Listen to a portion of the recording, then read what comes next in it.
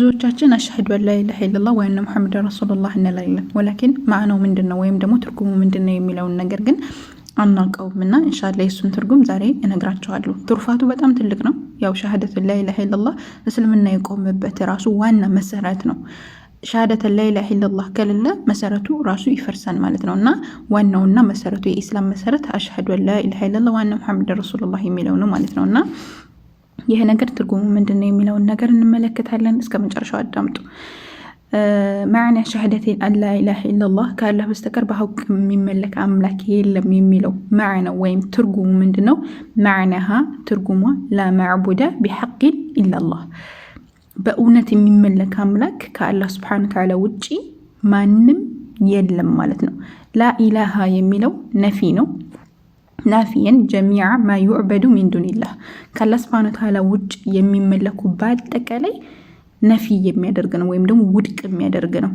ኢላላህ የሚለው ደግሞ ሙስቢተን ያኒ ማረጋገጫ ነው። ለኢባዳቲላህ አላህ ሱብሓነሁ ወተዓላ አምልኮ ላይ ማረጋገጫ ነው። ዋህደሁ ብቸኛ የሆነ መሆኑን ላ ሸሪከ ለሁ ለእርሱ አጋር ቢጤ እንደሌለው ፊ ዒባደቲሂ በእሱ አምልኮ ላይ ማለት ነው። ከማ አነሁ ለይሰ ለሁ ሸሪኩን ፊ ሙልኪሂ በሙልኩ ላይ በንግስናው ላይ አጋር እንደሌለው ሁሉ እንደዚሁም ደግሞ በአምልኮ ላይ አጋር ቢጤ ሸሪክ እንዳናደርግለት ማረጋገጥ ማለት ነው። ኢላላህ ማለት ነው።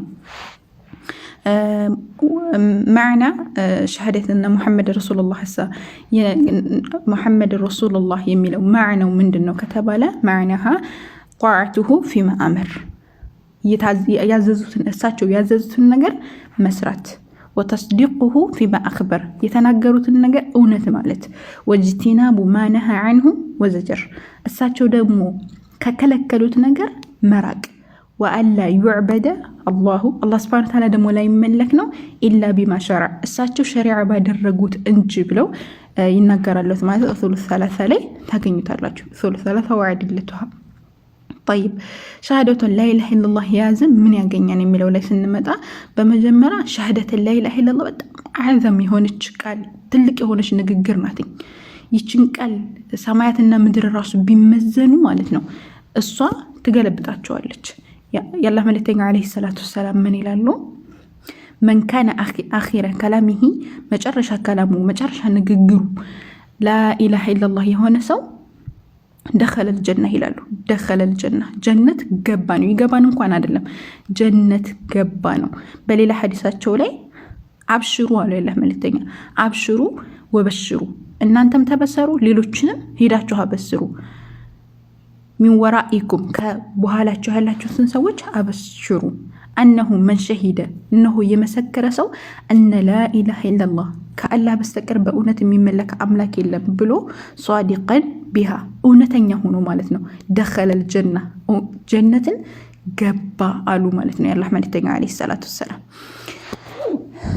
በሌላም ሐዲስ ምን ይላሉ?